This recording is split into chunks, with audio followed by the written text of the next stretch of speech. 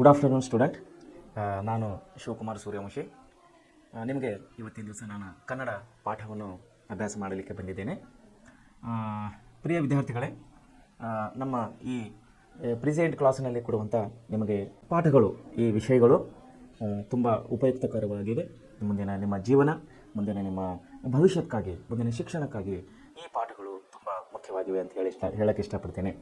ಯಾಕೆಂದರೆ ಮಕ್ಕಳೇ, ವಿಶೇಷವಾಗಿ ಈ ಪ್ರೆಸೆಂಟ್ ಕ್ಲಾಸ್ ಸಂಸ್ಥೆಯ ಉದ್ದೇಶ ಏನೆಂದರೆ ಮುಖ್ಯವಾಗಿ ಸರ್ಕಾರಿ ಶಾಲೆ ಮಕ್ಕಳು, ವಿಶೇಷವಾಗಿ ಗ್ರಾಮೀಣ ಭಾಗದ ಮಕ್ಕಳು, ಈ ಗ್ರಾಮೀಣ ಭಾಗದ ಮತ್ತು ಸರ್ಕಾರಿ ಶಾಲೆಯ ಮಕ್ಕಳಿಗಾಗಿ ಉಪಯೋಗವಲ್ಲದೆ ಇತರ ಶಾಲೆಗಳು, ಅಂದರೆ ಇತರ ಮಕ್ಕಳ ಶಾಲೆ ಮಕ್ಕಳು ಕೂಡ ಇದನ್ನು ಅಭ್ಯಾಸ ಮಾಡ್ಬೋದು, ಯಾವುದೇ ರೀತಿ ತೊಂದರೆ ಇಲ್ಲ. ಸೊ ಗ್ರಾಮೀಣ ಭಾಗದಲ್ಲಿ ಟ್ಯೂಷನ್ ಹೇಳುವಂಥದ್ದು ಕಡಿಮೆ, ಯಾಕಂದರೆ ಹೇಳುವಂಥದ್ದು ಸಿಗೋದಿಲ್ಲ. ಅಲ್ಲಿ ನಗರ ಭಾಗದಲ್ಲಿ ನಾವು ಬಂದಾಗ ಇಲ್ಲಿ ಸುಮಾರು ಟ್ಯೂಷನ್ ಕ್ಲಾಸಸ್ಗಳು ಇರ್ತವೆ, ತಾವು ಅಭ್ಯಾಸ ಮಾಡ್ಬೋದು. ಆದರೆ ಗ್ರಾಮೀಣ ಭಾಗದಲ್ಲಿ ಸರ್ಕಾರಿ ಶಾಲೆಯಲ್ಲಿ ಕಲಿಯುವಂಥ ಮಕ್ಕಳಿಗೆ ಸ್ವಲ್ಪ ವಿದ್ಯಾಭ್ಯಾಸದ ಇನ್ನೂ ಅಭಿವೃದ್ಧಿ ಆಗಲಿ ಅನ್ನುವಂಥ ಉದ್ದೇಶದಿಂದ ನಮ್ಮ ಪ್ರೆಸೆಂಟ್ ಕಾಲೇಜಿನ ಮುಖ್ಯಸ್ಥರು ಈ ಒಂದು ಒಳ್ಳೆಯ ಆಲೋಚನೆಯನ್ನು ತಗೊಂಡು ಈ ನಮ್ಮ ಯೋಜನೆಯನ್ನು ತಂದಿದ್ದಾರೆ. ಸೊ ಮಕ್ಕಳೇ, ತಾವೆಲ್ಲರೂ ಒಳ್ಳೆ ರೀತಿಯಲ್ಲಿ ಅಭ್ಯಾಸ ಮಾಡಬೇಕು. ಈ ಪ್ರೆಸೆಂಟ್ ಕ್ಲಾಸಿನ ಉಪಯೋಗನ ತಾವು ತಗೋಬೇಕಂತೇಳಿ ನಾನು ಈ ಮೂಲಕ ನಿಮಗೆ ತಿಳಿಯಗೊಳಿಸ್ತೇನೆ. ಮಕ್ಕಳ ವಿದ್ಯಾರ್ಥಿಗಳೇ, ಇವತ್ತಿನ ದಿವಸ ನಾವು ಕನ್ನಡ ವಿಷಯದಲ್ಲಿ ಇವತ್ತು ನಾವು ಗದ್ಯ ಪಾಠದ 4ನೇ ಅಧ್ಯಾಯಕ್ಕೆ ಬಂದಿದ್ದೇವೆ. ಇಲ್ಲಿವರೆಗೆ ನಾವು 3 ಅಧ್ಯಾಯಗಳನ್ನು ಪಾಠ ಮಾಡಿದ್ದೀವಿ, ಒಂದು ಪದ್ಯವನ್ನು ಮುಗಿಸಿದ್ದೀವಿ. ಈಗ 4ನೇ ಪಾಠ ಆದಂಥ ಎದೆಗೆ ಬಿದ್ದ ಅಕ್ಷರ ಅನ್ನುವಂಥ ನಾವು ಪಾಠದ ಬಗ್ಗೆ ಇವತ್ತನ್ನು ಓದುವರಾಗಿದ್ದೇವೆ. ನಾವು ಯಾವುದೇ ಒಂದು ಪಾಠವನ್ನು ಓದೋದಕ್ಕಿಂತ ಮುಂಚಿತವಾಗಿ ನಾವು ಅದು ಪದ್ಯ ಇದ್ದರೆ ಲೇಖಕರ ಪರಿಚಯ, ಕವಿಯ ಪರಿಚಯ ಮತ್ತು ಗದ್ಯ ಇದ್ದರೆ ಲೇಖಕರ ಪರಿಚಯವನ್ನು ನಾವು ಮಾಡಿಕೊಂಡು ಮತ್ತು ಅದೇ ಪಾಠದಲ್ಲಿ ಬರುವಂಥ ವ್ಯಾಕರಣಗಳು ಹಾಗೂ ಕವಿಯ ಅಥವಾ ಕೃತಿಕಾರನ ಆಶಯ, ಉದ್ದೇಶ ಏನಾಗಿದೆ, ಯಾವ ಉದ್ದೇಶಕ್ಕಾಗಿ ಈ ಪಾಠವನ್ನು ಬರೆದಿದ್ದಾರೆ, ಯಾವ ಉದ್ದೇಶಕ್ಕಾಗಿ ಈ ಪದ್ಯವನ್ನು ಬರೆದಿದ್ದಾರೆ ಅನ್ನುವುದನ್ನು ನೋಡಿಕೊಂಡು ನಾವು ಮುಂದೆ ಹೋಗ್ತಾ ಇದ್ದೀವಿ. ಪ್ರತಿ ಪಾಠಕ್ಕೆ ನಾವು ಇದೇ ರೀತಿಯಾಗಿ ಮಾಡ್ತಾ ಇದ್ದೀವಿ. ಸೊ ಇವತ್ತಿನ ದಿವಸ ಎದೆಗೆ ಬಿದ್ದ ಅಕ್ಷರದ ನಮ್ಮ ಕೃತಿಕಾರರಾದಂತಹ ಶ್ರೀ ದೇವನೂರು ಮಹಾದೇವರು ಖ್ಯಾತ ಲೇಖಕರಾದಂಥ ದೇವನೂರು ಮಹಾದೇವರು ಈ ಪಾಠವನ್ನು ಬರೆದಿದ್ದಾರೆ. ಸೊ ಅವರ ಒಂದು ಕೃತಿಕಾರ ಪರಿಚಯವನ್ನು ನೋಡಿಕೊಂಡು ನಾವು ಮುಂದೆ ಹೋಗೋಣ. ಸೊ 4ನೇ ಅಧ್ಯಾಯ ಎದೆಗೆ ಬಿದ್ದ ಅಕ್ಷರ, ದೇವನೂರು ಮಹಾದೇವರ ನಾವು ಕೃತಿಕಾರರ ಪರಿಚಯ ನೋಡ್ಕೊಳ್ಳೋಣ. ವಿದ್ಯಾರ್ಥಿಗಳೇ, ದೇವನೂರು ಮಹಾದೇವ ಬಹುಶಃ ತಾವೆಲ್ಲರೂ ಹೆಸರನ್ನು ಕೇಳಿದ್ರಿ ಅನ್ಕೋತೀನಿ. ಯಾಕಂದರೆ ದೇವನೂರು ಮಹಾದೇವರು ಬಂಡಾಯ ಸಾಹಿತ್ಯದಲ್ಲಿ ಅಥವಾ ದಲಿತ ಸಾಹಿತ್ಯದಲ್ಲಿ ಪ್ರಮುಖರಾಗಿ ನಮ್ಮನ್ನು ಇವರು ಕಾಣ್ತಾರೆ. ಸೊ ಯಾವ ರೀತಿ ಅಂದರೆ, ಇವರು ಹುಟ್ಟಿದ್ದು ಮೈಸೂರು ಜಿಲ್ಲೆ, ಸನ್ಮಾನ್ಯ ಶ್ರೀ ದೇವನೂರು ಮಹಾದೇವಪ್ಪನವರು ಹುಟ್ಟಿದ್ದು ಮೈಸೂರು ಜಿಲ್ಲೆಯಲ್ಲಿ, ಅದು ನಂಜನಗೂಡು ತಾಲೂಕು, ಮೈಸೂರು ಜಿಲ್ಲೆ ನಂಜನಗೂಡು ತಾಲೂಕು, ಮೈಸೂರು ಜಿಲ್ಲೆ ನಂಜನಗೂಡು ತಾಲೂಕಿನ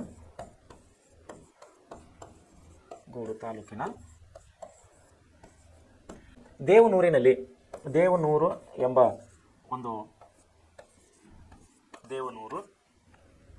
ಎಂಬ ಒಂದು ಹಳ್ಳಿಯಲ್ಲಿ, ದೇವನೂರು ಎಂಬಂಥ ಒಂದು ಗ್ರಾಮೀಣ ಗ್ರಾಮದಲ್ಲಿ ಇವರು ಕ್ರಿಸ್ತಶಕ 1948ರಲ್ಲಿ ಇವರ ಜನನವನ್ನು ನಾವು ಕಾಣ್ತಾ ಇದ್ದೀವಿ.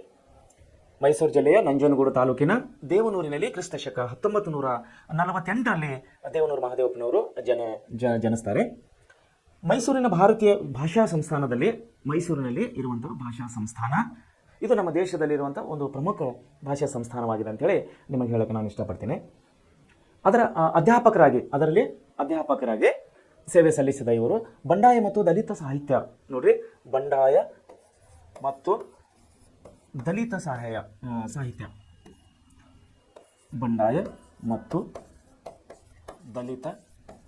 ಸಾಹಿತ್ಯ,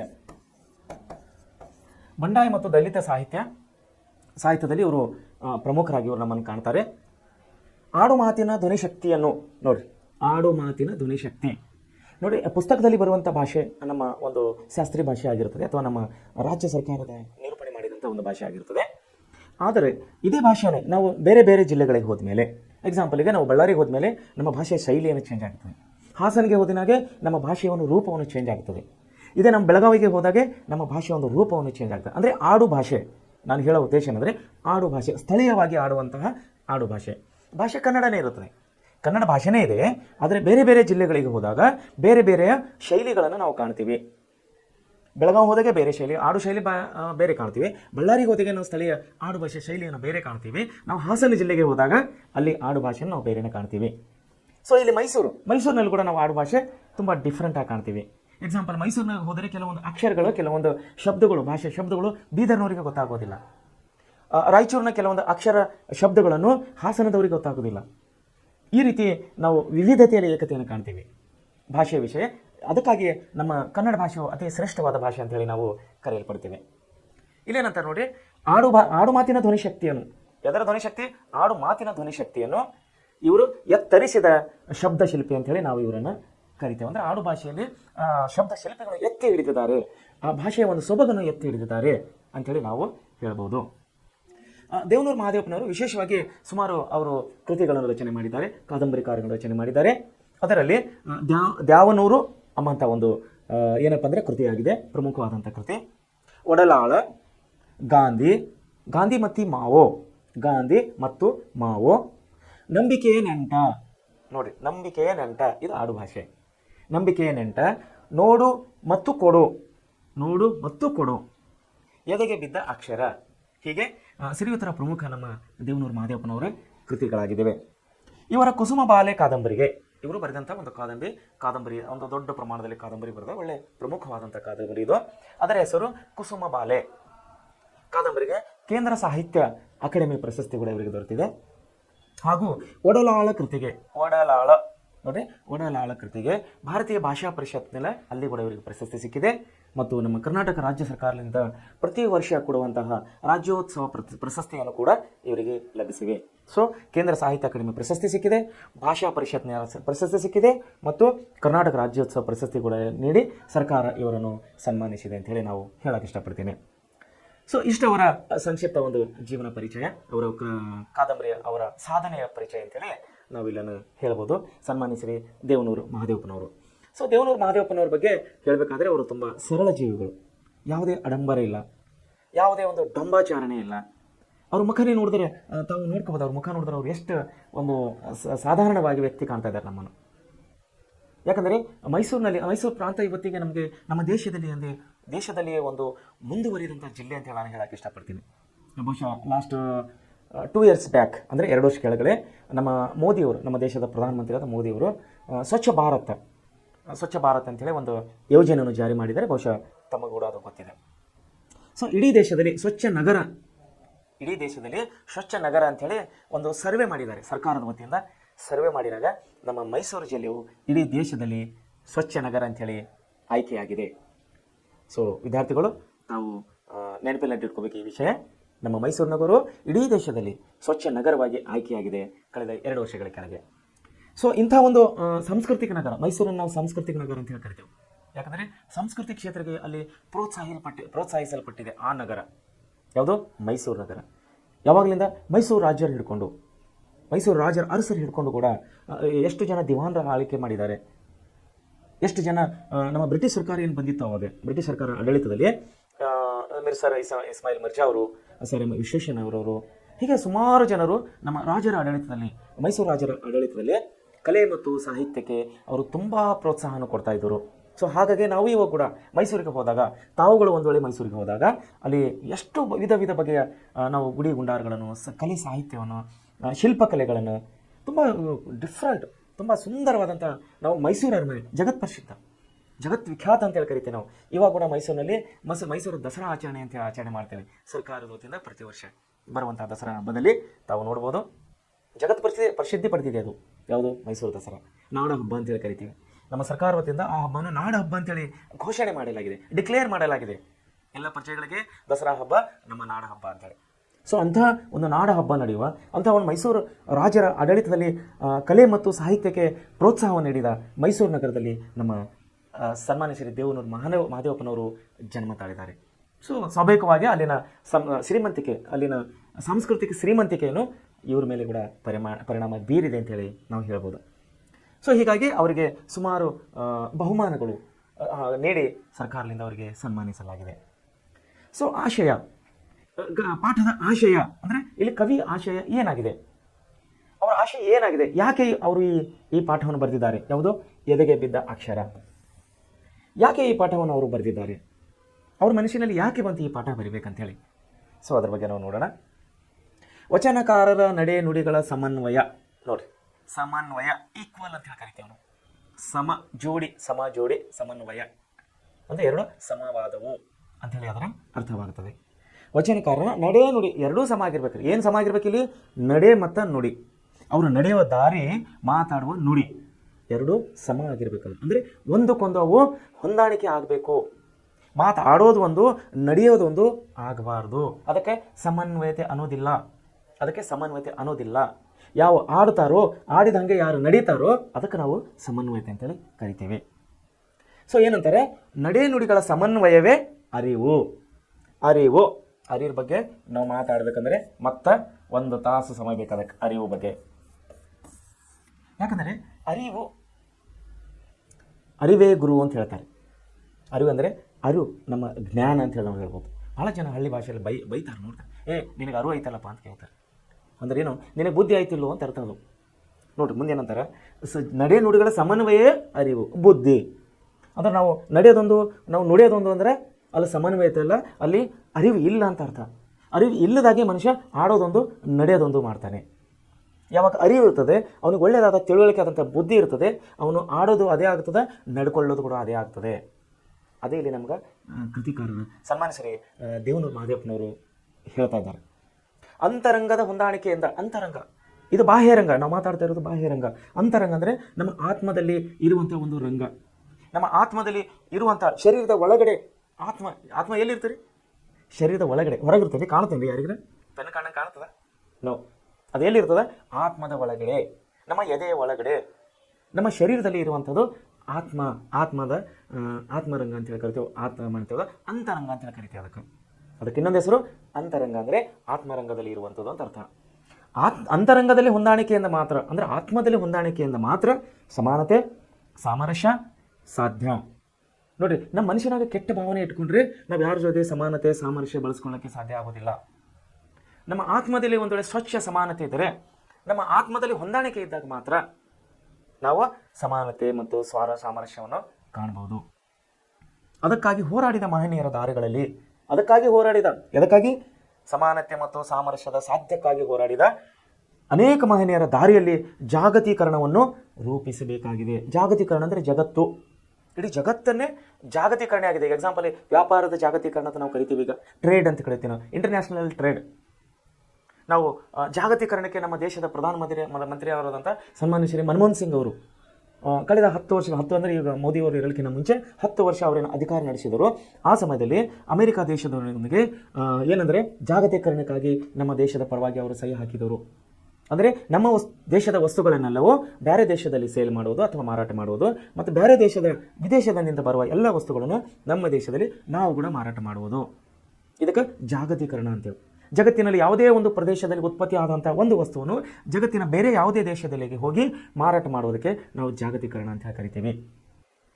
ಜಾಗತೀಕರಣ ರೂಪಿಸಬೇಕಾಗಿದೆ. ಯಾವುದರ ಜಾಗತೀಕರಣ ರೂಪಿಸಬೇಕಾಗಿದೆ? ಸಮಾನತೆ ಮತ್ತು ಸಾಮರಸ್ಯದ ಜಾಗತೀಕರಣ ರೂಪಿಸಬೇಕಾಗಿದೆ.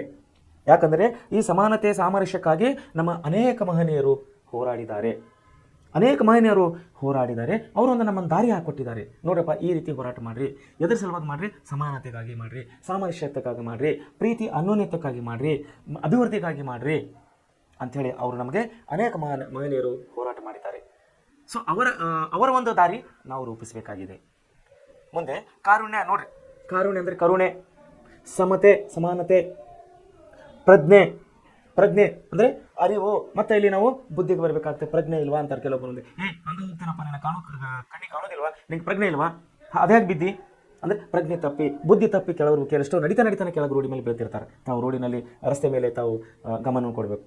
ಜನ ಹೋಗ್ತಾರೆ, ಯಾರೋ ಒಬ್ಬರು ಕಾಲು ಜಾರಿ ಬಿದ್ದೋಗಿರ್ತಾರೆ. ಯಾಕೆ? ಪ್ರಜ್ಞೆ ತಪ್ಪೋಗಿ ಬಿದ್ದಿರ್ತಾರೆ. ಸೊ ಮುಂದೆ ಏನಂತ ನಾವು ಯಾವುದ್ರ ಬಗ್ಗೆ ನಾವು ಜಾಗೃತಿ ಮೂಡಿಸಬೇಕಾಗಿದೆ? ಕರುಣೆ ಬಗ್ಗೆ, ಸಮತೆ ಬಗ್ಗೆ ಮತ್ತು ಪ್ರಜೆಗಳೇ, ಇವರೇ ನಮ್ಮ ದೇವರು. ಕರುಣೆ, ಪ್ರೀತಿ, ಮಮತೆ, ಪ್ರಜ್ಞೆ ಇವೇ ನಮ್ಮ ದೇವರು. ಇವುಗಳ ಬಗ್ಗೆ ನಾವು ಜಾಗೃತವಾಗಬೇಕೆಂಬುದೇ ನಮ್ಮ ಇಲ್ಲಿ ಲೇಖಕರ ಆಶಯ ಆಗಿದೆ.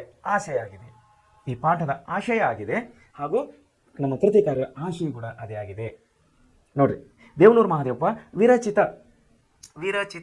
ಎಂಬ ಏನಪ್ಪ ಅಂದರೆ ಸಂಕಲನದಿಂದ ಎದೆಗೆ ಬಿದ್ದ ಅಕ್ಷರ ಎಂಬ ವೈಜ್ಞಾನಿಕ ಬಿಡಿ ಲೇಖನಗಳ ಸಂಕಲನದಿಂದ ಈ ಗದ್ಯ ಪಾಠವನ್ನು ಆಯ್ಕೆ ಮಾಡಲಾಗಿದೆ.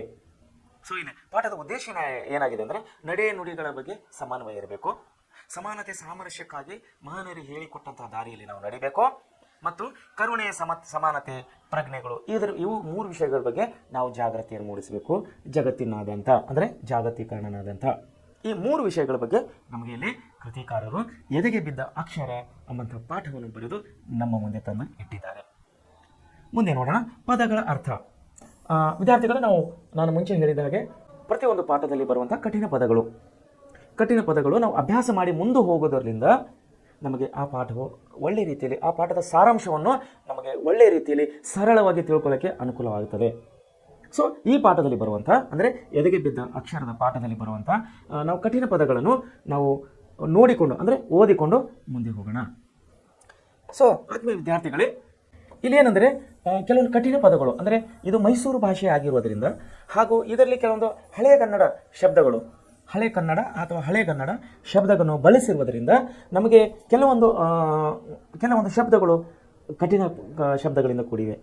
ಉದಾಹರಣೆಗಾಗಿ ಅವಾಹಿಸು ನೋಡ್ರಿ, ಅವಾಹಿಸು ಏನ್ರಿ ಇದು? ಅಹವಾಹಿಸು ಅಂದರೆ ಇದರ ಅರ್ಥ ಏನಂದರೆ ಮೈ ಮೇಲೆ ಬರುವಂತೆ ಮಾಡಿಕೋ.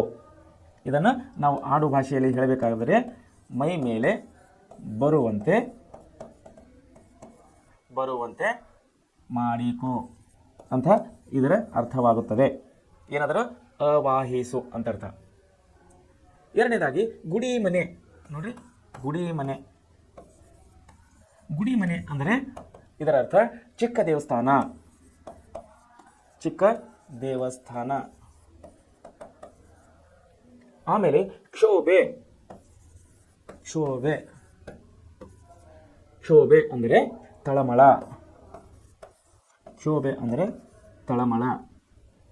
ಸೊ ಈ ರೀತಿ ನಾವು ಈ ಕಠಿಣ ಕೆಲವೊಂದು ಪದ್ಯಗಳನ್ನು ಕೊಟ್ಟಿದ್ದಾರೆ. ಇದನ್ನು ನಾವು ಸಲೀಸಾಗಿ ಅಂದರೆ ಸರಳವಾಗಿ ಓದೋ ಸಲುವಾಗಿ ಇವುಗಳ ಅರ್ಥಗಳನ್ನು ನಾವು ಓದಿಕೊಂಡು ಮುಂದೆ ಹೋದರೆ ನಾವು ಈ ಪಾಠವನ್ನು ನಾವು ಸರಳವಾಗಿ ಅಭ್ಯಾಸ ಮಾಡಬಹುದು. ಓಕೆ, ಮುಂದೆ ಭಾಷೆಯ ಸೊಬಗು ಅಂದರೆ ನಾವು ವ್ಯಾಕರಣವನ್ನು ಇದೇ ಪಾಠದಲ್ಲಿ ಬರುವಂಥ ವ್ಯಾಕರಣಗಳನ್ನು ನೋಡಿಕೊಂಡು ಮುಂದೆ ಹೋಗೋಣ. ಈಗ ಸೊಬಗು ಅಂತಾನೇಳಿ ಭಾಷೆಯ ಸೊಬಗು ಏನೈತಿ? ಭಾಷೆಯ ಸೊಬಗು ಇದರಾಗ ಅಲ್ಪ ಪ್ರಾಣ ಮತ್ತು ಮಹಾಪ್ರಾಣ ಅಂತೇಳಿ ನಾವು ನಿನ್ನೆ ಪಾಠದಲ್ಲಿ ಕೂಡ ಓದಿದ್ದೀವಿ. ಇಲ್ಲಿ ಕೂಡ ಕೊಟ್ಟಿದ್ದಾರೆ. ಏನು ಕೊಟ್ಟಿದ್ದಾರೆ ಅಂದರೆ ಅಲ್ಪ ಪ್ರಾಣ ಮತ್ತು ಮಹಾಪ್ರಾಣ. ಅಲ್ಪ ಅಂದಾಗೆ ನಿಮಗೆ ತಿಳಿಸಿದ ಹಾಗೆ ಅಲ್ಪವಾಗಿ ಅಂದರೆ ಸಣ್ಣದಾಗಿ ಏನಂತ ನೋಡ್ರಿ, ಅಲ್ಪ ಪ್ರಾಣ ಖ ಅಂದರೆ ಮಹಾಪ್ರಾಣ ಅಂದರೆ ನಾವು ಜೋರಾಗಿ ಓದ್ತಾ ಇದ್ದೀವಿ, ಅಗಲವಾಗಿ ಓದ್ತಾ ಇದ್ದೀವಿ. ಕ ನೋಡ್ರಿ, ಕ ಇದು ಚಿಕ್ಕದಾಗಿ ಅಲ್ಪ ಸಣ್ಣದಾಗಿ ಬರ್ತಾ ಇದೆ. ಇದನ್ನು ಅಲ್ಪ ಪ್ರಾಣಾಮ ಅಂತ ಕರಿತೀವಿ. ಮತ್ತು ಖ ಅನ್ನೋದು ನಾವೇನು ಮಾಡ್ತೀವಿ, ಮಹಾಪ್ರಾಣ ಅಂತೇಳಿ ಕರಿತೀವಿ. ಸೊ ಭೂತಾಯಿ ನೋಡ್ರಿ, ಇಲ್ಲಿ ಭೂತಾಯಿ, ಇಲ್ಲಿ ಎರಡನೇ ಭೂ ಇದೆ. ಭೂತಾಯಿ ಇದು ಅಲ್ಪ ಪ್ರಾಣ ಆದರೆ ಭೂತಾಯಿ ನೋಡ್ರಿ, ಭೂತಾಯಿ ಇದು ಮಹಾಪ್ರಾಣ. ಭೂತಾಯಿ ಅಂದರೆ ಭೂಮಿ ತಾಯಿ.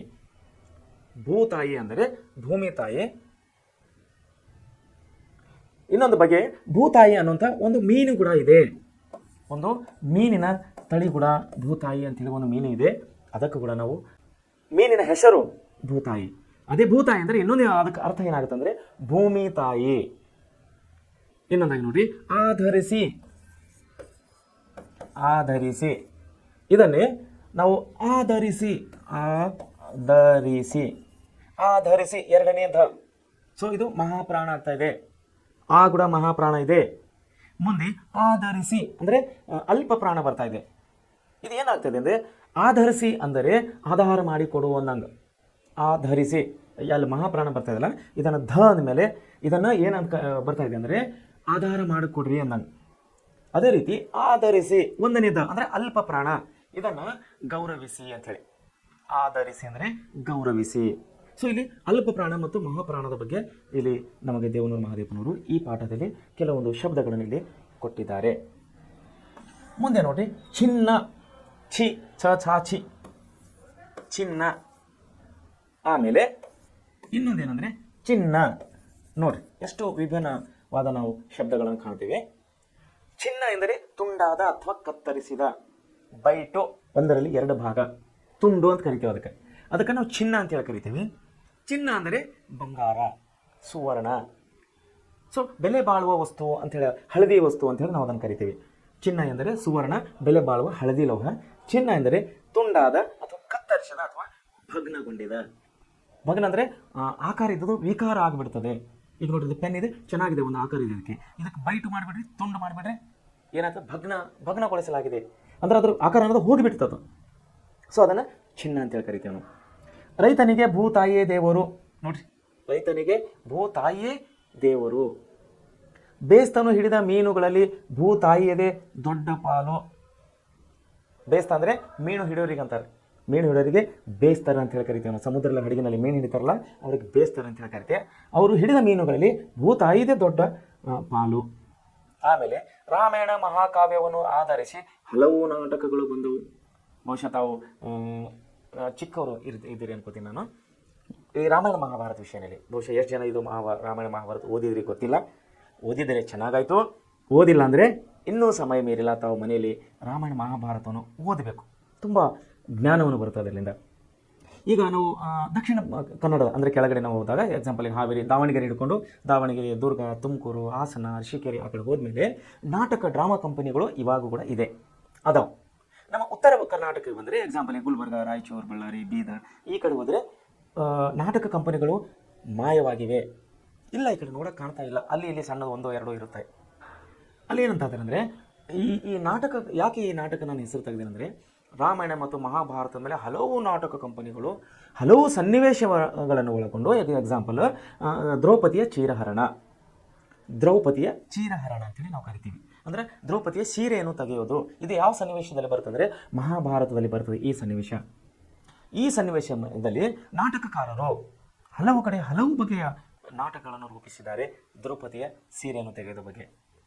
ಸೊ ಇದರಲ್ಲಿ ಪಾತ್ರಗಳು ಬರ್ತವೆ. ಶ್ರೀಕೃಷ್ಣ ಬರ್ತಾನೆ, ಅರ್ಜುನ ಬರ್ತಾನೆ, ಭೀಮ ಬರ್ತಾನೆ, ಹಲವು ಪಾತ್ರಗಳನ್ನು ಬರ್ತವೆ. ಅವರವರ ಪಾತ್ರಗಳ ಪ್ರಕಾರ ಅವರು ತನ್ನ ಪಾತ್ರವನ್ನು ನಿಭಾಯಿಸ್ತಾರೆ. ಇದು ಬಂದಿದ್ದು ಎಲ್ಲಿಂದ? ಮಹಾಭಾರತದಿಂದ. ದ್ರೌಪದಿ ಎಲ್ಲಿ ಬರ್ತಾಳೆ? ಮಹಾಭಾರತದಲ್ಲಿ. ಸೀತೆ ಎಲ್ಲಿ ಬರ್ತಾಳೆ? ರಾಮಾಯಣದಲ್ಲಿ. ಸೀತೆಗೆ ಯಾರು ಕದ್ದುಕೊಂಡು ಹೋಗುತ್ತಾರೆ? ರಾವಣ. ಮತ್ತು ದ್ರೌಪದಿಯ ಸೀರೆಯನ್ನು ಯಾರು ತೆಗಿತಾರೆ? ದುರ್ಯೋಧನ, ದುಶಾಸನ, ಅವರು ಅಣ್ಣ ತಮ್ಮರು. ಸೊ ಈ ರೀತಿ ಇಂತಹ ಸನ್ನಿವೇಶಗಳು ಹಲವು ನಾಟಕಗಳ ರೂಪದಲ್ಲಿ ಬಂದವು.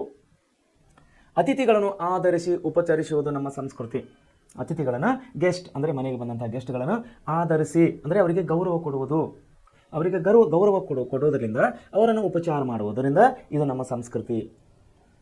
1947ರಲ್ಲಿ 1947ನಲ್ಲಿ ಅಖಂಡ ಭಾರತವು ಚಿನ್ನವಾಗಿ 2 ರಾಷ್ಟ್ರಗಳು ಉದಯಿಸಿತು. ಚಿನ್ನ ಅಂದರೆ ತುಂಡು ಅಂತ ಹೇಳ್ಕೊಟ್ಟಿವಿ ನೋಡಿ, ಮೇಲೆ ಕೊಟ್ಟಿವಲ್ಲ, ತುಂಡು, ಕತ್ತರಿಸಿದ, ಭಗ್ನಗೊಂಡಿದ. ಸೊ ನಮ್ಮ ದೇಶ ಏನಾಯಿತು, 1947ರಲ್ಲಿ ಬ್ರಿಟಿಷರು ಭಾರತವನ್ನು ಬಿಟ್ಟು ಹೋಗುವಾಗ ನಮ್ಮ ದೇಶವನ್ನು ಇಬ್ಬಾಗ ಮಾಡಿದರು, 2 ಭಾಗಗಳನ್ನಾಗಿ ಮಾಡಿದರು, ಚಿನ್ನವಾಗಿ ಮಾಡಿದರು. ಒಂದು ಭಾರತ, ಇನ್ನೊಂದು ಪಾಕಿಸ್ತಾನ ಅಂಥೇಳಿ 2 ದೇಶಗಳಾಗ್ಬಿಟ್ಟು. ಸೊ ಇದನ್ನು ಚಿನ್ನ ಅಂತೇಳಿ ಕರಿತೀವಿ. ಚಿನ್ನ ಎಂದರೆ ಹೆಂಗೆಳೆಯರಿಗೆ ಮೆಚ್ಚಲ್ಲವೇ. ಹೆಂಗೆಳೆಯರಿಗೆ ಹರಿಯದ ಅಂತ ನಮ್ಮ ಹೆಣ್ಣು ಮಕ್ಕಳಿಗೆ ಮದುವೆ ಸಮಯದಲ್ಲಿ, ಮದುವೆಗೆ ನಂತರ ಅಥವಾ ಮದುವೆಗಿನ ಮುಂಚೆ ಚಿನ್ನ ಅಂದರೆ ಬಂಗಾರ. ಬಂಗಾರ ಅಂದರೆ ಹೆಣ್ಣು ಮಕ್ಕಳಿಗೆ ತುಂಬ ಇಷ್ಟವಾದಂಥ ವಸ್ತು, ಹಳದಿ ಲೋಹ. ಸೊ ಈ ರೀತಿ ನಮಗೆ ಚಿನ್ನ ಮತ್ತು ಚಿನ್ನದ ಬಗ್ಗೆ ನಾವು ಒಳ್ಳೆ ರೀತಿಯಲ್ಲಿ ನಮಗೆ ಲೇಖಕಾರಲ್ಲಿ ನಮಗೆ ತಿಳಿಸಿಕೊಟ್ಟಿದ್ದಾರೆ. ಸನ್ಮಾನ್ಯ ಶ್ರೀ ಮಹದೇವಪ್ಪನವರು. ಸೊ ಏನಾಗಿದೆ ಮುಂದೆ ಕ್ರಿಯಾಪದ ಅಂತ ಹೇಳಿ ಬರ್ತಾ ಇದೆ. ಇದರಲ್ಲಿ ಕ್ರಿಯಾಪದ ಇದು ವ್ಯಾಕರಣದಲ್ಲಿ ಬರುವಂಥ ಒಂದು ಪದ. ಕ್ರಿಯಾಪದ ಮೂಲ ರೂಪವನ್ನು ಧಾತು ಅಂತೇಳಿ ನಾವು ಕರಿತೇವೆ. ಕ್ರಿಯಾಪದದ ಮೂಲ ರೂಪವನ್ನು ಧಾತು ಅಂತೇಳಿ ಕರಿತೀವಿ. ಕ್ರಿಯಾ ಪ್ರಕೃತಿ ಎಂದು ಕರೆಯಲಾಗಿದೆ. ಇವುಗಳಲ್ಲಿ ಸಕರ್ಮಕ ಮತ್ತು ಅಕರ್ಮಕ ಧಾತುಗಳೆಂದು 2 ವಿಧಗಳಿವೆ. ಸಕರ್ಮಕ ಧಾತು ಮತ್ತೊಂದು ಅಕರ್ಮಕ ಧಾತು ಅಂತೇಳಿ 2 ಬಗೆಯ ಧಾತುಗಳಿವೆ. ಸಕರ್ಮಕ ಧಾತು ಅಂದರೆ ಕೊಡು, ಬಿಡು, ಉಣ್ಣು, ಉಜ್ಜು, ತಿದ್ದು, ಮುಚ್ಚು ಇತ್ಯಾದಿ. ಅಕರ್ಮಕ ಧಾತುಗಳಿಗೆ ನಾವು ಬಂದಾಗ ಮಲಗು, ಓಡು, ಬದುಕು, ಹೋಗು, ನಾಚು ಇತ್ಯಾದಿ. ಸೊ ಈ ರೀತಿ ನಮಗೆ ಸಕರ್ಮಕ ಮತ್ತು ಅಕರ್ಮಕ ಎಂಬ 2 ಧಾತುಗಳು ಅಂದರೆ ಕ್ರಿಯಾಪದದಲ್ಲಿ ಬರುವಂಥ ಧಾತುಗಳನ್ನು ನಾವು ನೋಡ್ತೀವಿ. ಕತ್ತರಿ ಪ್ರಯೋಗ ಅಂತ ಬರ್ತದೆ. ಇದರಲ್ಲಿ ಧಾತುಗಳಿಗೆ ಲಿಂಗವಾಚಕ ಮತ್ತು ವಚನವಾಚಕಗಳು ಸೇರಿ ಒಂದು ಪೂರ್ಣವಾಕ್ಯವಾದಾಗ, ಧಾತುಗಳಿಗೆ ಲಿಂಗವಾಚಕ ಮತ್ತು ವಚನವಾಚಕಗಳು ಸೇರಿ ಒಂದು ಪೂರ್ಣವಾಕ್ಯವಾದಾಗ ಅದು ಕತ್ತರಿ ಪ್ರಯೋಗ ಅಂಥೇಳಿ ಅನಿಸುತ್ತದೆ. ಉದಾಹರಣೆಗೆ ಭೀಮನು ಅನ್ನವನ್ನು ಉಂಡನು. ಭೀಮನು ಅನ್ನವನ್ನು ಉಂಡನು. ಇದನ್ನು ಕತ್ತರಿ ಪ್ರಯೋಗ ಅಂತೇಳಿ ಅನಿಸ್ತಾ ಇದೆ ಇಲ್ಲಿ. ಸೊ ಕರ್ಮಣಿ ಪ್ರಯೋಗ. ಕರ್ಮಣಿ ಪ್ರಯೋಗ ಅಂದರೆ ಸಕರ್ಮಕ ಧಾತುಗಳ ಮೇಲೆ ಅಲ್ಪಡು ಪ್ರತ್ಯಯ ಸೇರಿ ಕಾಲಸೂಚಕ ಮತ್ತು ಅಖ್ಯಾತ ಪ್ರಯತ್ನಗಳನ್ನು ಸೇರಿದಾಗ ಕರ್ಮಣಿ ಪ್ರಯೋಗ ವ್ಯಾಖ್ಯವಾಗುತ್ತದೆ. ಉದಾಹರಣೆಗೆ ಭೀಮನಿಂದ ಅನ್ನವು ಉಣ್ಣಲ್ಪಟ್ಟಿತ್ತು. ಭೀಮನಿಂದ ಅನ್ನವು ಉಣ್ಣಲ್ಪಟ್ಟಿತ್ತು. ನೋಡಿ, ಅರ್ಥರೂಪದ ಕ್ರಿಯಾಪದಗಳು. ಅರ್ಥರೂಪದ ಕ್ರಿಯಾಪದಗಳಲ್ಲಿ ವಿದ್ವರ್ಥಕ ಮತ್ತು ನಿಷೇಧಾರ್ಥಕ ಮತ್ತು ಸಂಭವನಾರ್ಥಕ 3 ಕ್ರಿಯಾಪದಗಳಿವೆ. ಒಂದು ವಿದ್ಯಾರ್ಥಕ, ಎರಡನೇದು ನಿಷೇಧಾರ್ಥಕ, ಮೂರನೇದು ಸಂಭವನಾರ್ಥಕ ಅಂತೇಳಿ ಕ್ರಿಯಾಪದಗಳಂತೇಳಿ 3 ವಿಧಗಳಿವೆ. ಒಂದು ವಿದ್ಯಾರ್ಥಕ ಕ್ರಿಯಾಪದಗಳು ಎದಕ್ಕಂತಾರೆ? ಆಶೀರ್ವಾದ, ವಿದ್ಯಾರ್ಥಕ ಕ್ರಿಯಾಪದಗಳು ಆಶೀರ್ವಾದ, ಅಪ್ಪಣೆ, ಆಜ್ಞೆ, ಕೋರಿಕೆ ಇವುಗಳು ತೋರುವಾಗ ಧಾತುಗಳಿಗೆ ಅಖ್ಯಾತ ಪ್ರತ್ಯಯಗಳು ಸೇರಿ ವಿದ್ಯಾರ್ಥಕ ಕ್ರಿಯಾಪದ ಅನಿಸುತ್ತದೆ. ಉದಾಹರಣೆಗೆ ಪುಲ್ಲಿಂಗ, ಲಿಂಗ ಅದರಲ್ಲಿ ಏನಿವೆ ನೋಡ್ರಿ, ಲಿಂಗದಲ್ಲಿ ಪುಲ್ಲಿಂಗ ಮತ್ತು ಸ್ತ್ರೀಲಿಂಗ. ವಚನಗಳಲ್ಲಿ ಏಕವಚನ ಮತ್ತು ಬಹುವಚನ. ಈಗ ಮಾಡಲಿ, ಇದ್ರ ಬಹುವಚನ ಹೇಳ್ರಿ, ಮಾಡಲಿನೇ, ಮಾಡಲಿರುವ, ಮಾಡಲಿರುವರು ಹಾಗೆ ಬರೋದಿಲ್ಲ. ಮಾಡಲಿ ಏಕವಚನ, ಮಾಡಲಿ ಬಹುವಚನ. ಸ್ತ್ರೀಲಿಂಗ ಇದರದೇ, ಪುಲ್ಲಿಂಗ ಕೂಡ ಅದೇ. ನಿಷೇಧಾರ್ಥಕ ಕ್ರಿಯಾಪದಗಳು ಅಂದರೆ ಕ್ರಿಯೆಯು ನಡೆಯಲಿಲ್ಲ. ಕ್ರಿಯೆಯು ನಡೆಯಲಿಲ್ಲ ಅಂದರೆ ಕಾರ್ಯ ನಡೆಯಲಿಲ್ಲ, ಕೆಲಸ ನಡೆಯಲಿಲ್ಲ ಎಂಬ ಅರ್ಥ ತೋರಿಸುವಾಗ, ಅರ್ಥವನ್ನು ತೋರಿಸುವಾಗ ಧಾತುಗಳ ಮೇಲೆ ಅಖ್ಯಾತ ಪ್ರತ್ಯಯಗಳನ್ನು ಸೇರಿ ನಿಷೇಧಾರ್ಥಕ ಕ್ರಿಯಾಪದಗಳನ್ನು ಎನಿಸುವವು. ಉದಾಹರಣೆಗೆ ಮಾಡು ಧಾತುವಿನ ನಿಷೇಧಾರ್ಥಕ ರೂಪವಾಗಿದೆ. ಮುಂದೆ ನೋಡ್ರಿ, ಮಾಡನು ಏಕವಚನದಾಗೂ ಮಾಡನು ಅಂತ ಬರ್ತದೆ, ಬಹುವಚನದಲ್ಲಿ ಮಾಡರು ಅಂತ ಹೇಳಿ ಬರುತ್ತದೆ. ಮುಂದೆ ಸಂಭವನಾತ್ಮಕ ಕ್ರಿಯಾಪದಗಳಲ್ಲಿ ನಾವು ನೋಡಬೇಕಾದರೆ ಕ್ರಿಯೆಯ ನಡುವಿಕೆಯಲ್ಲಿ ಅಂದರೆ ಕಾರ್ಯವನ್ನು ನಡೀತಿರುವಾಗ ಸಂಶಯ ಅಥವಾ ಊಹೆ, ಸಂಶಯ ಅಂತ ನಿಮ್ಗೆ ಗೊತ್ತು, ಊಹೆ ಮಾಡಿಕೊಳ್ಳುವ ಮುಂದೆ ಏನಾಗ್ತದೆ ಅನ್ನೋದು ಏನಂತಾರೆ, ಊಹೆ ಮಾಡಿಕೊಳ್ಳುವ ತೋರುವಲ್ಲಿ ಧಾತುಗಳ ಮೇಲೆ ಅಖ್ಯಾತ ಪ್ರತ್ಯಯಗಳನ್ನು ಸೇರಿ ಸಂಭವನಾತ್ಮಕ ಕ್ರಿಯಾಪದಗಳು ಅನಿಸುತ್ತವೆ. ಎಕ್ಸಾಂಪಲ್, ಪುಲ್ಲಿಂಗ ಹೇಳಬೇಕಂದ್ರೆ ಮಾಡ್ಯಾನು ಅಂದರೆ ಮಾಡ್ಯಾರು, ಮಾಡ್ಯಾಳು ಅಂದರೆ ಮಾಡಿಯಾರು. ಈ ರೀತಿ ನಾವು ಸ್ತ್ರೀಲಿಂಗ, ಪುಲ್ಲಿಂಗ ಮತ್ತು ಏಕವಚನ ಬಹುವಚನದಲ್ಲಿ ನಾವು ಕಾಣುವರಾಗಿದ್ದೇವೆ. ವಿಭಕ್ತಿ ಪ್ರತ್ಯಯ ಇದು ವ್ಯಾಕರಣದಲ್ಲಿ ಅತಿ ಮುಖ್ಯವಾದಂತಹ ವಿಷಯ. ಭೀಮನು ತನ್ನ ಬಲಗಾಲಿನಿಂದ ಚಂಡನು ಒದೆದನು. ಭೀಮನು ತನ್ನ ಕಾಲಿನಿಂದ ಚಂಡನು ಒದೆದನು ಅಂದರೆ ಈ ವಾಕ್ಯದಲ್ಲಿ ಭೀಮ ಮತ್ತು ತಾನು, ಬಲಗಾಲು ಮತ್ತು ಚಂಡು ಈ 4 ಶಬ್ದಗಳಿಂದ ಒಂದು ಕ್ರಿಯೆಯನ್ನು ಇಲ್ಲಿ ನಡೀತಾ ಇದೆ. ಒಂದು ಭೀಮದನ, ಅವನು ತಾನದನ ಅಂದರೆ ಅವನೇ ಕಾಲನ್ನಂಗ, ಬಲಗಾಲಿದೆ, ಆಮೇಲೆ ಚಂಡು ಇದೆ ಎಂಬ ಪದಗಳು ನಾಮ ಪ್ರಕೃತಿಗಳಾಗಿವೆ. ಈ ನಾಮ ಪ್ರಕೃತಿಗಳನ್ನು ಮಾತ್ರ ಹೇಳಿ ಒಡೆದನು ಎಂಬ ಕ್ರಿಯೆ ಅಂದರೆ ಇಲ್ಲಿ ಕ್ರಿಯೆ ನಡೀತದೆ. ಒಡೆದನ ಅಂದರೆ ಅಲ್ಲಿ ಕ್ರಿಯೆ ನಡೀತಾ ಇದೆ, ಕ್ರಿಯೆ ನಡೆದಾಗ ಮಾತ್ರ ಅದು ಒಡೆಯುತ್ತದೆ ಎಂಬ ಕ್ರಿಯಾಪದವನ್ನು ಹೇಳಿದರೆ ಅರ್ಥ ಸ್ಪಷ್ಟವಾಗುವುದಿಲ್ಲ. ಅದು ಭೀಮ ತಾನು ಬಲಗಾಲು ಚಂಡು ಒದೆದನು ಎಂದು ಹೇಳಿದರೆ ಆ ಎಲ್ಲ ನಾಮ ಪ್ರಕೃತಿಗಳಿಗೆ ಕಾರಕಾರ್ಥಕ್ಕೆ ಅನುಗುಣವಾಗಿ ಪ್ರತ್ಯಯಗಳನ್ನು ಸೇರಿಸಿದಾಗ ವಾಕ್ಯವು ಅರ್ಥಪೂರ್ಣವಾಗುತ್ತದೆ. ಭೀಮನು ಎಂಬ ಪದಕ್ಕೆ ಕರ್ತೃತ್ವದಲ್ಲಿ ಊ ಎಂಬ ಪದವನ್ನು ತಾನು ಎಂಬ ಸರ್ವನಾಮಕ್ಕೆ ಸಂಬಂಧಾರ್ಥದಲ್ಲಿ ಎಂಬ ಪ್ರತ್ಯಯವನ್ನು, ಚಂಡು ಎಂಬ ಕರ್ಮಾರ್ಥದಲ್ಲಿ ಅನ್ನು ಎಂಬ ಪ್ರತ್ಯಯವನ್ನು, ಬಲಗಾಲು ಎಂಬ ಕರಣಾರ್ಥದಲ್ಲಿ ಇಂದ ಎಂಬ ಪ್ರತ್ಯಯವನ್ನು ಸೇರಿಸಿ ಒದ್ದನು ಎಂಬ ಕ್ರಿಯಾಪದವನ್ನು ಸೇರಿಸಿದಾಗ ಅವಾಗೇನಾಗ್ತದೆ, ಅದು ಪೂರ್ಣವಾದಂತಹ ವಾಕ್ಯ ಆಗುತ್ತದೆ. ಯಾಕಂದರೆ ಕನ್ನಡ ಭಾಷೆಯು ಅತಿ ಶ್ರೇಷ್ಠ ಭಾಷೆಗಳಲ್ಲಿ ಒಂದಾಗಿದೆ. ಇಲ್ಲಿ ಯಾವುದೇ ಒಂದು ಅಸ್ಪಷ್ಟವಾದಂತಹ ನಾವು ಇಲ್ಲಿ ಕಾಣುವುದಿಲ್ಲ. ಭೀಮನು ತನ್ನ ಬಲಗಾಲಿನಿಂದ ಚಂಡನು ಒದೆದನು ಅಂತ ಅರ್ಥ ಎಂಬ ಪೂರ್ಣ ಪ್ರಮಾಣದ ಅರ್ಥಪೂರ್ಣವಾದ ವಾಕ್ಯದ ರಚನೆ ಆಯಿತು. ಹೀಗೆ ಕ್ರಿಯೆಗೆ ಸಹಾಯಕವಾಗುವುದನ್ನು ನಾವು ಕಾರಕ ಅಂತೇಳಿ ಕರಿತೇವೆ. ಕಾರಕ ಅಂದರೆ ಏನೇನು ಬರ್ತದೆ? ಕರ್ತೆ ಬರ್ತದೆ, ಕರ್ಮ ಬರ್ತದೆ, ಕರಣ ಬರ್ತದೆ, ಸಂಪ್ರದಾನ, ಅಪಾದಾನ, ಅಧಿಕಾರಣ, ಕಾರಕಾರ್ಥಗಳನ್ನು ಹೊಂದಿರುವ ಪ್ರತ್ಯಯಗಳೇ ವಿಭಕ್ತಿ ಪ್ರತ್ಯಯಗಳು. ಈ ವಿಭಕ್ತಿ ಪ್ರತ್ಯಯಗಳು ಹಳೆಗನ್ನಡ ಮತ್ತು ಹೊಸಗನ್ನಡದಲ್ಲಿ ಯಾವ ರೂಪದಲ್ಲಿ ಎಂಬುದನ್ನು ನಾವು ನೋಡೋಣ. ಹೊಸಗನ್ನಡದಲ್ಲಿ ಮತ್ತು ಹಳೆಗನ್ನಡದಲ್ಲಿ ಯಾವ ರೀತಿ ಇದೆ ಎಂಬುದನ್ನು ನಾವಿಲ್ಲಿ ನೋಡೋಣ. ನೋಡಿ, ಪ್ರಥಮ ಕರ್ತಾರ್ಥ ಇಲ್ಲಿ ಊ ಅಂತ ಬರ್ತದೆ. ಕರ್ತಾರ್ಥ ಊ ಎಕ್ಸಾಂಪಲ್ ಸಾವಿತ್ರಿಯು ರೂಪದಲ್ಲಿ ಏನು ಬರ್ತಾ ಇದೆ, ನಮಗೆ ಹೊಸ ಕನ್ನಡದಾಗ ಏನು ಬರ್ತದೆ, ಹೂ ಅಂತ ಕೂಡ್ತಾ ಇದೆ. ಅದೇ ಹಳೆ ಕನ್ನಡ ನಾವು ಹೋದಾಗ ಮ ಅಂತ ಬರ್ತಾ ಇದೆ, ಸಾವಿತ್ರಿಯಂ. ಹಳೆ ಕನ್ನಡಕ್ಕೆ ನಾವು ಹೋದಾಗ ಪ್ರತಿಯೊಂದಕ್ಕೆ ಮ ಅಂತ ಹೇಳಿ ಬರ್ತವೆ. ಎಕ್ಸಾಂಪಲ್ ಅಧಿಕರಣದಲ್ಲಿ ಸಪ್ತಮಿದಲ್ಲಿ ಅಲ್ಲಿ ನಾವು ಸಾವಿತ್ರಿಯನ್ನು ನೋಡಬೇಕಾದ್ರೆ ಸಾವಿತ್ರಿ ಎಲ್ಲಿ ಅಂದರೆ ಇಲ್ಲಿ ಸಾವಿತ್ರಿಯೋಳು, ಇಲ್ಲಿ ಹಳೆ ಕನ್ನಡದಲ್ಲಿ.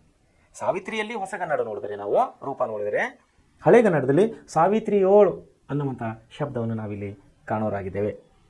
ಸೊ ವಿಭಕ್ತಿ ಪಲ್ಲಟ, ನಾವು ಮಾತನಾಡುವಾಗ ಪ್ರಕೃತಿಗಳಿಗೆ ಯಾವ ವಿಭಕ್ತಿ ಪ್ರತ್ಯಯಗಳನ್ನು ಬಳಸಬೇಕು ಅನ್ನೋದನ್ನು ಬಳಸದೆ ಬೇರೆ ವಿಭಕ್ತಿ ಪ್ರತ್ಯಯಗಳನ್ನು ಬಳಸಿ ಮಾತನಾಡೋದುಂಟು. ಹೀಗೆ ಒಂದು ವಿಭಕ್ತಿ ಪ್ರತ್ಯಯದ ಬದಲಿಗೆ ಅರ್ಥ ವ್ಯತ್ಯಾಸವಾಗದಂತೆ ಇನ್ನೊಂದು ವಿಭಕ್ತಿ ಪ್ರತ್ಯಯವನ್ನು ಬಳಸುವ ಕ್ರಮಕ್ಕೆ ವಿಭಕ್ತಿ ಪಲ್ಲಟ ಎಂದು ಕರೀತೇವೆ. ಸೊ ದ್ವಿತೀಯ ಬದಲಿಗೆ ಚತುರ್ಥಿ ವಿಭಕ್ತಿ ಸೇರಿಸಿದಾಗ ಊರನ್ನು ಸೇರಿದನು ಅಂದರೆ ದ್ವಿತೀಯ ಅಥವಾ ಊರಿಗೆ ಸೇರಿದವನು ಅಂತ ಅರ್ಥ. ಬೆಟ್ಟಕ್ಕೆ ಹತ್ತಿದನು.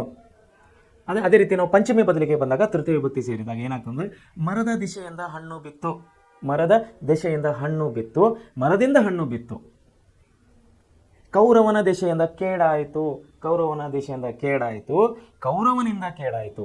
ಸೊ ಈ ರೀತಿ ನಾವು ತೃತೀಯ ವಿಭಕ್ತಿಗಳನ್ನು ಸೇರಿದಾಗ ನಮಗೆ ಈ ರೀತಿ ಶಬ್ದಗಳನ್ನು ಇಲ್ಲಿ ಬರ್ತವೆ. ಸೊ ಸೃಷ್ಟಿ ಬದಲಿಗೆ ಚತುರ್ಥಿ ವಿಭಕ್ತಿ ಸೇರಿದಾಗ ಏನಾಗ್ತಂದ್ರೆ ನಮ್ಮ ಚಿಕ್ಕಪ್ಪ, ಸೃಷ್ಟಿ ಆಗ್ತಾನೆ ಇಲ್ಲಿ. ನಮ್ಮ ಚಿಕ್ಕಪ್ಪ, ನಮಗೆ ಚಿಕ್ಕಪ್ಪ. ಅಯೋಧ್ಯೆಯ ರಾಜ. ಸೊ ಈ ರೀತಿ ನಾವು ಇಲ್ಲಿ ವ್ಯಾಕರಣಗಳನ್ನು ನೋಡೋರಾಗಿದೆ ಈ ಗದ್ಯ ಭಾಗದಲ್ಲಿ. ಸೊ ಈಗಾಗಲೇ ಹಿಂದಿನ ತರಗತಿಗಳಲ್ಲಿ ರಜಾ, ಅರ್ಜಿ, ಬಂಧುಗಳಿಗೆ ಬರೆಯುವ ಪತ್ರಗಳ ಬಗ್ಗೆ ನಾವು ತಿಳಿದುಕೊಳ್ಳಲಾಗಿದೆ. ಈ ತರಗತಿಯಲ್ಲಿ ಉಳಿದ ಕೆಲವು ಮಾದರಿಗಳನ್ನು ನಾವು ತಿಳ್ಕೊಳ್ಳೋಣ. ಪತ್ರ ಲೇಖನ ಹೇಗಿರುತ್ತೆ ಅಂತೇಳಿ. ನಿಮ್ಮ ಬೀದಿಗೆ ದಾರಿದೀಪ ಹಾಕಿಸಿಕೊಳ್ಳುವಂತೆ ನೀವು ದಕ್ಷಿಣ ಕನ್ನಡ ಜಿಲ್ಲೆ ಬಂಟ್ವಾಳ ತಾಲೂಕಿನ ಚೆನ್ನೈ ತೋಡಿ ಗ್ರಾಮದ ರಾಮಚಂದ್ರನೆಂದು ಭಾವಿಸಿಕೊಂಡು ವಾಮದ ಪದವು ಗ್ರಾಮ ಪಂಚಾಯಿತಿ ಅಧ್ಯಕ್ಷರೊಂದು ಪತ್ರ ಬರೆಯಿರಿ ಅಂತ ಒಂದು ವಿಷಯ ಇದೆ. ಇಲ್ಲಿ ಬಲಗಡೆಗೆ ಒಂದು ತಾರೀಕು ಅಂದರೆ ಡೇಟ್ ಅಥವಾ ದಿನಾಂಕ ಅಂತ ಬರುತ್ತದೆ. ಆಮೇಲೆ ಈ ಕಡೆಯಿಂದ ಯಾರಿಂದ ಈ ಪತ್ರ ಬರಿತಾ ಇದ್ದಾರೆ, ಯಾರಿಗೆ ಪತ್ರ ಬರಿತಾ ಇದ್ದಾರೆ, ವಿಷಯ ಏನಂದರೆ ಮುಖ್ಯವಾಗಿ ವಿಷಯ ಬರಬೇಕು. ಇಲ್ಲಿ ನೋಡಿ ವಿಷಯ ಕೊಟ್ಟಿದ್ದಾರೆ, ಬೀದಿ ದೀಪ ಅಳವಡಿಸುವಂತೆ ಕೋರಿ ಮನವಿ. ವಿಷಯ ಒಂದು ವಾಕ್ಯದಲ್ಲಿ ಬರೆದು ಅದನ್ನು ಸವಿಸ್ತಾರವಾಗಿ ಅಂದರೆ ಬೀದಿ ದೀಪ ಯಾಕೆ ಬೇಕಾಗಿದೆ, ಎಲ್ಲಿ ಬೇಕಾಗಿದೆ, ಏನು ಅವಶ್ಯಕತೆ ಇದೆ ಅದರ ಮಹತ್ವ ಯಾಕೆ ಅಲ್ಲಿ ಅನ್ನೋದು ಎಲ್ಲ ನಾವು ಇಲ್ಲಿ ಸವಿಸ್ತಾರವಾಗಿ ಈ ವಿಷಯದಲ್ಲಿ ಕೊಟ್ಟು ವಿವರಣೆಯಲ್ಲಿ ಕೊಟ್ಟು ಆಮೇಲೆ ವಂದನೆಗಳೊಂದಿಗೆ ಅಂತ ಹೇಳಿ ಅಲ್ಲಿ ಬರೆದವರ ಸಹಿ ಬರೆದು ಊರಿನ ನಾಗರಿಕ ಅಂತ ಹೇಳಿ ಮತ್ತೆ ಸಹಿ ಹಾಕಿದಾರಂತೆ ಊರಿನ ಹಿರಿಯರ ಸಹಿ ಮಾಡಿ ಕೂಡ ಅಲ್ಲಿ ಕೊಡ್ಬೋದು. ಆಮೇಲೆ ವ್ಯವಹಾರಿಕ ಪತ್ರ ಬರೀಬೇಕಂದ್ರೆ ನೀವು ಶಿವಮೊಗ್ಗದ ಅಶೋಕನಗರದ ಸರ್ಕಾರಿ ಪ್ರೌಢಶಾಲೆಯಲ್ಲಿ ಓದುತ್ತಿರುವ ಪ್ರಮೀಳ ಎಂದು ಈ ರೀತಿ ಭಾವಿಸಿಕೊಂಡು ಪರಿಷತ್ತು ಪ್ರಕಟಿಸಿದ ಕನ್ನಡ ನಿಘಂಟಿನ 10 ಪ್ರತಿಗಳನ್ನು ಕಳಿಸಿಕೊಡುವಂತೆ ಬೆಂಗಳೂರಿನ ಕನ್ನಡ ಸಾಹಿತ್ಯ ಪರಿಷತ್ತಿ ಕಾರ್ಯದರ್ಶಿಗಳಿಗೆ ಒಂದು ಪತ್ರ ಬರೆಯಿರಿ ಅಂಥೇಳಿ ಒಂದು ವಿಷಯ ಇದೆ. ಸೇಮ್ ಅದೇ ಕೂಡ ಈ ಬಲಗಡೆಗಡೆ ದಿನಾಂಕ ಬರಬೇಕು ಮತ್ತು ಎಡಗಡೆಗಡೆ ಮೊದಲನೇದಾಗಿ ಅವರು ಪತ್ರ ಬರೆಯುವವರ ಹೆಸರು, ಯಾರಿಗೆ ಬರಿತಾ ಇದ್ದಾರೆ ಅವರ ಹೆಸರು, ಆಮೇಲೆ ವಿಷಯ ಬರೆದಿದ್ದಾರೆ. ಕನ್ನಡ ಪರಿಷತ್ತಿನ ಪ್ರಕಟಣೆಯಾದ ಕನ್ನಡ ನಿಘಂಟುವಿನ 10 ಪ್ರತಿಗಳನ್ನು ಕಳಿಸಿಕೊಡುವ ಬಗ್ಗೆ. ಸೊ ಅದರ ಬಗ್ಗೆ ಇಲ್ಲಿ ವಿವರಣೆ ಕೊಡ್ತಾರೆ. ಆಮೇಲೆ ಧನ್ಯವಾದಗಳಿಗೆ ಅಥವಾ ವಂದನೆಗಳೇ ಬರೆದು ಇಲ್ಲಿ ಬರೆದವರು ಸಹಿ ಬರೆದು ಪೂರಕವಾಗಿ ಅವರಿಗೆ ಕೊಡಬಹುದು. ಸೊ ಈ ರೀತಿ ಇಲ್ಲಿಗೆ ನಾವು ಎದೆಗೆ ಬಿದ್ದ ಅಕ್ಷರ ಎಂಬ ಗದ್ಯ ಪಾಠದ ನಾವು ಲೇಖಕರ ಪರಿಚಯ, ಲೇಖಕರ ಒಂದು ಸಾಹಸ, ಅವರ ಸಾಧನೆಗಳು, ಅವರ ಕಾರ್ಯಗಳು ಮತ್ತು ಅದರಲ್ಲಿ ಬರುವಂಥ ಕಠಿಣ ಶಬ್ದಗಳು ಮತ್ತು ವ್ಯಾಕರಣಗಳನ್ನು ನಾವು ಇಲ್ಲಿವರೆಗೆ ನೋಡಿದ್ದೇವೆ. ಸೊ ನಾಳೆ ನಾವು ಎದೆಗೆ ಬಿದ್ದ ಅಕ್ಷರದ ನಾವು ಪಾಠದ ಸಾರಾಂಶವನ್ನು ನಾವು ನಾಳೆ ನೋಡುವವರಾಗಿದ್ದೇವೆ. ಯಾಕಂದರೆ ವ್ಯಾಕರಣ, ಕವಿ ಪರಿಚಯ ಮತ್ತು ಪಾಠ ಎಲ್ಲವೂ ಒಂದೇ ದಿವಸ ಹೇಳಿದಾಗ ವಿಷಯಗಳು ನೆನಪಿರುವುದಿಲ್ಲ. ಸೊ ಅದಕ್ಕಾಗಿ ನಾನು ಏನು ಮಾಡ್ತಾ ಇದ್ದೇನೆ, ತಾವು ಬಹುಶಃ ಲಕ್ಷ್ಯ ಕೊಟ್ಟಿರ್ಬೋದು, ಗಮನ ಕೊಟ್ಟಿರ್ಬೋದು. ಏನಂತಂದರೆ ನಾನು ಕವಿ ಪರಿಚಯ ಅಥವಾ ಕೃತಿಕಾರನ ಪರಿಚಯ ವ್ಯಾಕರಣ ಒಂದು ದಿವಸ ಹೇಳ್ತಾ ಇದ್ದೇನೆ ಮತ್ತು ಪಾಠದ ಸಾರಾಂಶ ಇನ್ನೊಂದು ದಿವಸ ಹೇಳ್ತಾ ಇದ್ದೇನೆ. ಯಾಕಂದರೆ ಎರಡು ಮಿಕ್ಸ್ ಆಗಬಾರ್ದು. ಎರಡಕ್ಕೂ ಮಿಶ್ರಣ ಆದರೆ ವಿದ್ಯಾರ್ಥಿಗಳ ಪಾಠವನ್ನು ತಪ್ಪು ಸಂದೇಶವನ್ನು ಆಗುತ್ತದೆ. ನೆನಪಿರುವುದಿಲ್ಲ, ವಿಷಯಗಳು ನೆನಪಿರುವುದಿಲ್ಲ. ಸೊ ಅದಕ್ಕಾಗಿ ನಾನು ಬೇರೆ ಮಾಡಿ ಹೇಳ್ತಾ ಇದ್ದೀನಿ. ಸೊ ಇಲ್ಲಿಗೆ ಈ ಪಾಠವನ್ನು ಇಲ್ಲಿಗೆ ಮುಗಿಸ್ತಾ ಇದ್ದೇನೆ. ನಾಳೆ ನಾವು ಎದೆಗೆ ಬಿದ್ದ ಅಕ್ಷರ ಸನ್ಮಾನ್ಯ ಶ್ರೀ ದೇವನೂರು ಮಹಾದೇವರಪ್ಪನವರು ಬರೆದಂಥ ಪಾಠದ ಸಾರಾಂಶವನ್ನು ನಾವು ನಾಳೆ ನೋಡುವವರಾಗಿದೆ. ಧನ್ಯವಾದಗಳು.